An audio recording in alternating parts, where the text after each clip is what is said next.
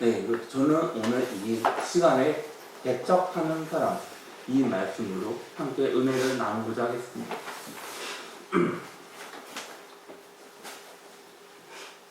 어떤 사람이 미국하고 가장 가까운 지역에 있는 멕시코 선교지에 방문한 적이 있습니다.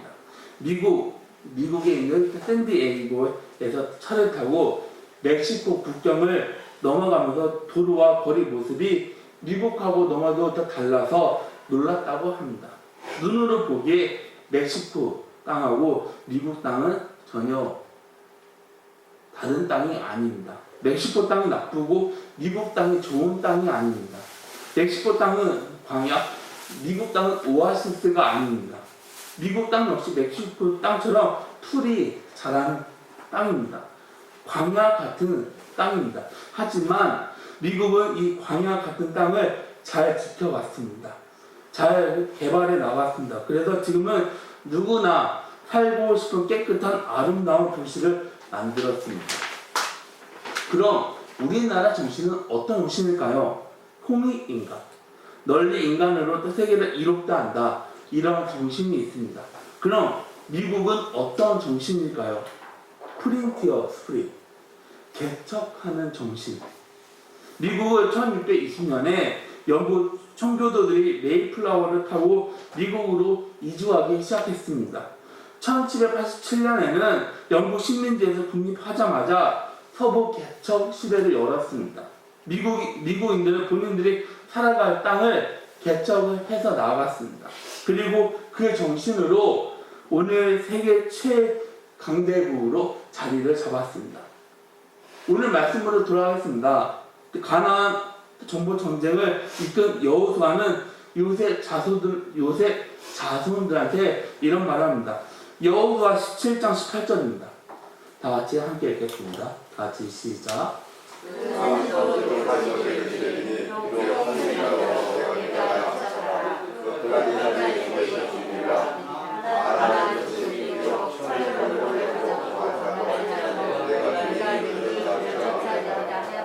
아멘.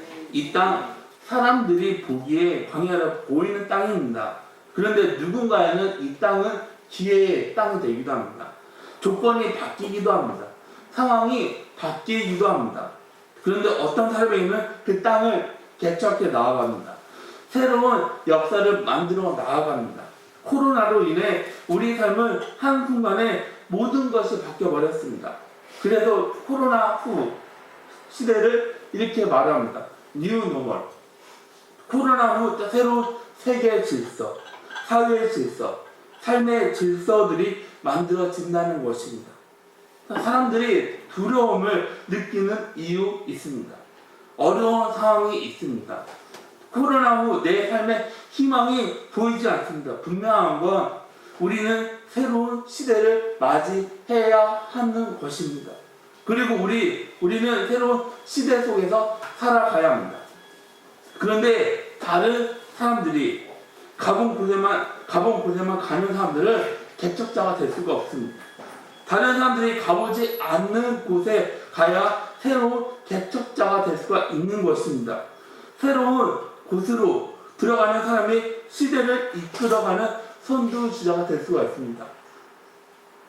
코로나 후 새로운 시대가 온다 해도 믿음으로 살아가는 사람들에게 기회가 주어지게 되는 것입니다. 그럼 우리는 어떻게 살아가야 할까요?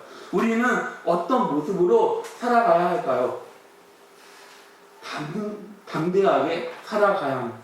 우리는 코로나 후 뉴 노멀 시대를 살아가고 있습니다. 첫 번째 마음은 담대함입니다. 우리는 가보지 않은 새로운 곳으로 가야 합니다.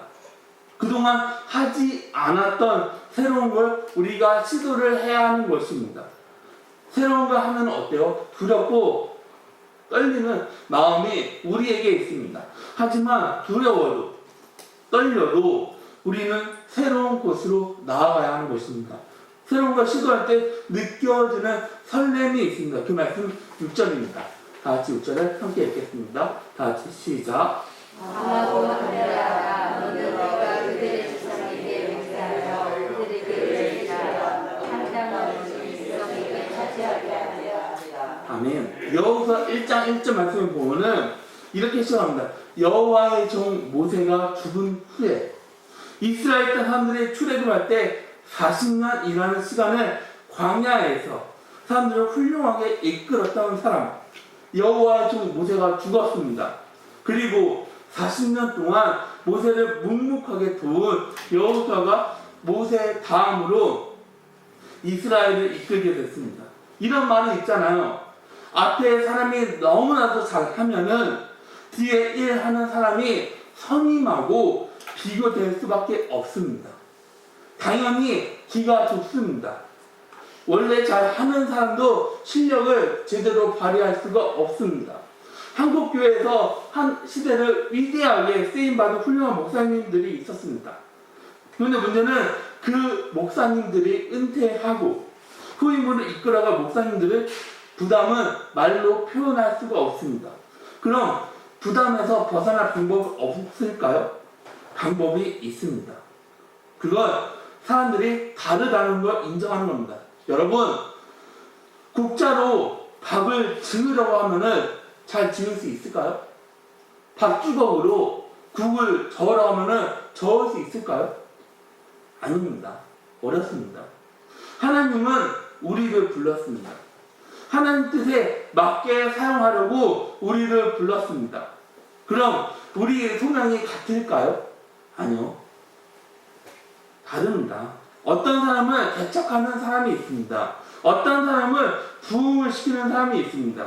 어떤 사람은 성장을 시키는 사람이 있습니다. 어떤 사람은 모든 사역을 안정시키는 사람이 있습니다. 어떤 사람은 건강하게 세워 나아가는 사람이 있습니다. 모세가 이스라엘 사람들을 이끌고 가나안까지 들어갔다면 얼마나 좋았을까요?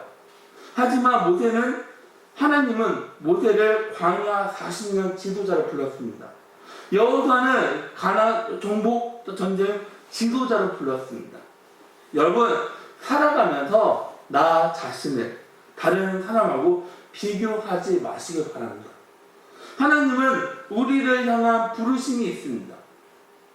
다른 사람으로 살지 말고 나 자신으로 살아가시기를 바랍니다.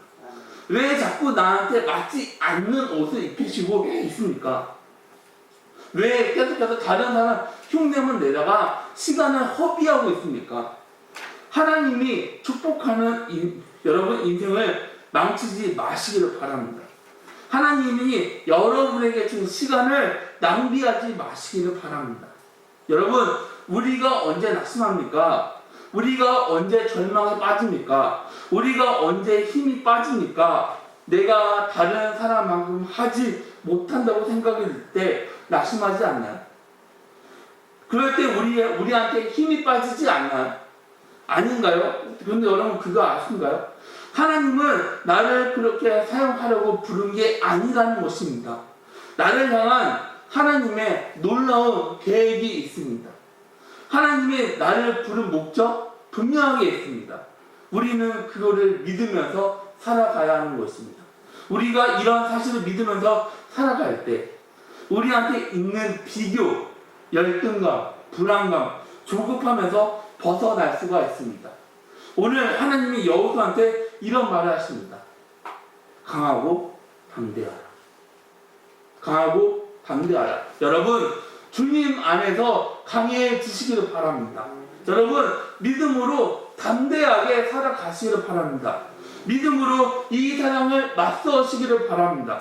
오늘 본문 말씀을 보면은 5절부터 9절까지 5구절 가운데 담대하라 말씀, 명령, 격려 말씀은 나옵니다. 6절, 7절, 9절입니다. 그럼 같은 말씀을 왜 계속해서 반복하고 있을까요? 거기에는 두 가지 의미가 있습니다. 하나는 가나안 정복 전쟁을 앞에 두고 여호수아가 두려워하고 있습니다. 여호수아는 나는 할 수 없어. 어떻게 나 같은 사람이 그 위대한 일을 할 수가 있어. 나는 능력이 없는 사람이야. 내 실력으로는 어림없어. 사람들 내 말을 듣지 않을 거야. 이런 생각이 있지 않았을까요? 다른 한편은 강하고 담대한 마음 자세가 중요하다는 것입니다. 가나안 정복 전쟁에 있어 제일 중요한 게 뭐라고 생각을 하십니까? 강한 군대라고 생각하는 분들이 있습니다. 그런데 하나님은 군사력이 막강해도 마음에 두려운 마음이 있다면 아무것도 할 수 없다라고 말을 하고 계십니다. 사사기를 보면은 기도원 300명 용사 이야기가 나옵니다. 상대는 미디안이라는 13만 5천 명 연합군입니다.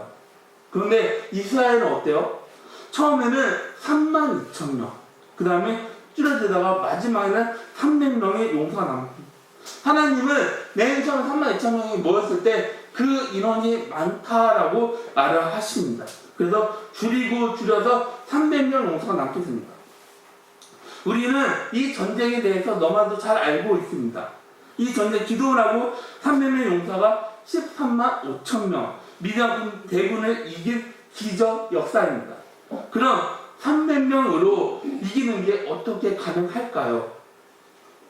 전쟁 전에 미디안 군사들 마음에 기도이라고 하는 이스라엘 사사에 대한 두려움이 있었습니다.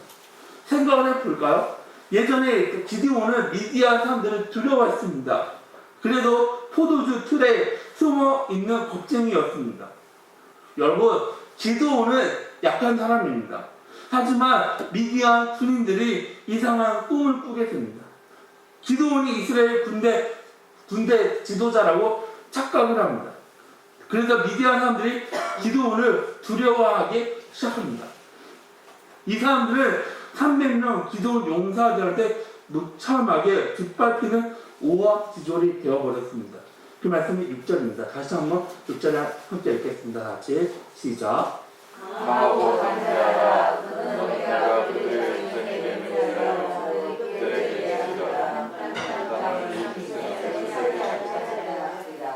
아멘. 그리고 여호사가 담대해야 하는 이유가 있습니다. 하나님께서 약속의 땅을 허락하셨습니다. 사람들은 약속한 것을 어깁니다. 하지만 하나님은 약속한 걸 반드시 지켜주십니다. 내가 믿음으로 담대하게 싸우면 하나님은 그 땅을 나한테 준다는 것입니다. 여러분, 믿음이 있으면 담대하게 나아갈 수가 있습니다. 그 말씀이 9절입니다. 한번 나중에 읽어보시기 바랍니다. 그리고 강하고 담대해야 하는 이유가 있습니다. 그럼 담대해질 수 있는 이유가 뭘까요? 그건 하나님이 나와 함께 하십니다. 여러분, 하나님이 나와 함께 하십니다. 여러분, 사람들 앞에서 기죽지 마시기를 바랍니다. 하나님이 나와 함께 하십니다. 우리가 살아가는 이 세상이 변한다고 하나님이 변했다고 나를 버릴까요? 아니요. 하나님은 나를 버리지 않습니다. 이 세상 환경이 변해도, 이 세상 상황이 바뀌어도, 사람들이 나를 무시라 해도, 사람들이 나를 버려도 하나님은 언제나 끝까지 나와 함께 하십니다. 다윗은 하나님이 함께 할 때 골리앗을 이길 수 있었습니다. 기드온하고 300명 용사는 미디안 대군을 이길 수 있었습니다. 하나님이 이스라엘 사람들과 함께 할 때 홍해를 건널 수 있었습니다. 예수님의 제자들이 하나님이 함께 할 때 이 세상을 변화시킬 수 있었습니다.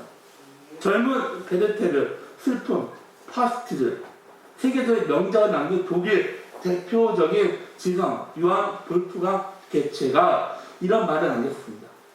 할 수 있거나 꿈을 꿀 수 있는 지금 시작하라.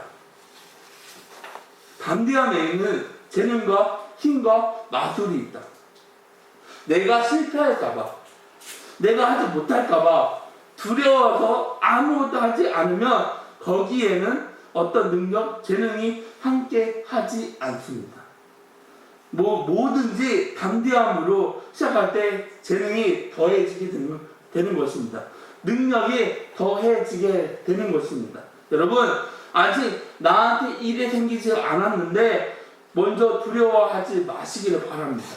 새로운 시대가 온다고 해도 언제나 우리와 함께하는 하나님을 믿으면서 담대하게 살아가시길 바랍니다.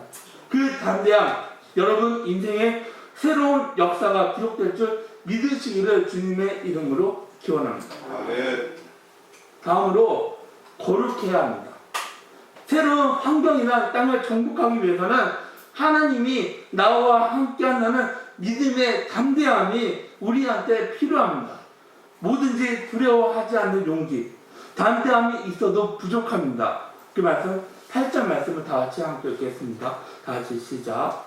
이 법책을 내게 선언하지 말아야 지하로 그것을 묵상하여 그 안에 기록된 대로 잘 살아가라. 그리하면 내 길이 평탄하게 될 것이며 내가 평안하려 하리라. 아멘. 하나님이 가나안 정복전을 앞둔 여호수아한테 핵심에 대해서 알려주고 있습니다. 그 핵심이 뭘까요? 그거는 말씀을 항상 가까이 하라는 것입니다. 늘 말씀을 묵상해야 한다는 것입니다. 말씀대로 살아가야 하는 것입니다. 말씀대로 순종하면서 살아가야 한다는 것입니다. 핵심은 하나님 말씀 안에 있어야 하는 것에 대해서 말을 하고 있는 것입니다. 이 세상적인 방법이 아닙니다. 믿음의 방법으로 우리가 살아가야 하는 것입니다. 이 세상 방법은 언제나 끝이 있습니다. 하지만 믿음에는 끝이 없습니다. 그게 하나님 말씀입니다. 이렇게 나아갈 때 우리는 패배가 아닌 승리의 삶을 살아갈 수가 있습니다. 일본에 있어 가장 유명한 서양인은 윌리엄 스미스 클라크라는 사람을 뽑고 있습니다. 일본 최초 대학교 홋카이도 종합대학, 전에 사포로 농업학교 이야기입니다. 이 사람은 이 학교 초대 교장이었습니다. 이 사람이 학교를 떠나 미국으로 돌아갈 때 소년이여 야망을 가져라, 세계적인 유명한 말을 남겼습니다. 그럼 이 사람은 선교자일까요? 아니요, 선교사 아닙니다. 그런데 이 사람은 짧은 기간 동안 업적을 남겼습니다. 이 사람이 남긴 업적은 31명의 학생들을 전도했습니다. 그러면서 기독교 신앙을 갖게 했습니다. 그래서 이 사람이 교장으로 있는 그 기간 동안은 학교가 영적으로 충만해졌습니다. 일본 대표적인 기독교 사상가 우찌무라 간조는 삿포로 농업학교 2기로 입학을 했습니다. 우찌무라 간조가 어렸을 때는 신앙이 없었습니다. 그런데 이 사람이 학교에 들어갔을 때 초대 교장이었던 윌리엄 스미스 클라크가 통해 우찌무라 간조를 비롯한 그의 친구들 7명이 예수님을 영접하게 됩니다. 믿음의 생활을 시작하게 됩니다. 학생들끼리 학교에서 임시교회를 만들었습니다. 거기서 예배를 드리고 영적으로 뜨거운 시간을 보냈습니다. 입학할 때는 21명이었던 신입생이 졸업할 때는 다양한 이유로 12명만 남았습니다. 그 가운데 7명이 예수님을 믿었습니다. 나머지 5명은 예수님을 믿지 않았습니다. 그런 5명은 예수님을 왜 믿지 않았을까요? 그건 주일에 안식일을 일하고 학교에서 교회에서 예배하고 성경 공부를 한다고 해서 공부에 하지 못한다고 방해한다고 해서 예수님을 믿지 않았다고 합니다. 하지만 우찌무라 간조를 비롯한 친구들은 월요일 아침부터 시험이 있었지만 말씀대로 주일을 한 번도 빠지지 않았습니다. 열심히 주일을 지켰습니다. 그리고 삿포로 농업학교 2기였던 12명이 졸업식이 있었습니다. 대학생활 하면서 받은 점수를 합산했는데 상위 1등부터 7등까지 주일을 열심히 지킨 7명 학생들이었습니다. 이 학생들은 졸업하면서 연설을 맡았습니다. 졸업식에 받은 상 가운데 하나를 제외하고 모든 상을 이 7명이 받았습니다.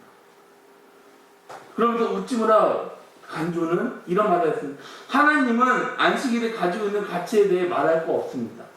안식일을 얻게 되는 실제적인 이득의 증거를 확실하게 보여주십니다. 그 말씀이 시편 112편 1절부터 2절입니다. 하나님 안에 있는 사람은 복을 받습니다. 하나님은 믿음의 사람을 통해 증거를 나타내십니다. 지금 여러분의 믿음의 길을 선택한다면 말씀대로 살아가기 위해 여러분이 포기를 해야 하는 뭔가가 있습니다. 여호수아도 한 번도 밟아본 적이 없는 땅을 앞에 두고 들어갔습니다. 여러분도 여호수아처럼 밟아본 적이 없는 새로운 땅을 밟고 나아가야 해서 두려운 마음이 있을 것입니다. 그런데 여러분, 그 두려운 마음을 과감하게 버리시길 바랍니다. 그래, 하나님이 나와 함께 하십니다. 여러분, 두려운 마음을 과감하게 버리시고 담대함으로 앞으로 한 걸음 한 걸음 나아가시기를 바랍니다. 여러분, 강해지시기를 바랍니다. 하나님이 가까이 하시기를 바랍니다. 여러분, 하나님 안에 승리 비결이 있습니다. 그렇게 살아가는 저와 여러분들이 다 되시기를 주님의 이름으로 축원합니다. 다 같이 기도하시겠습니다.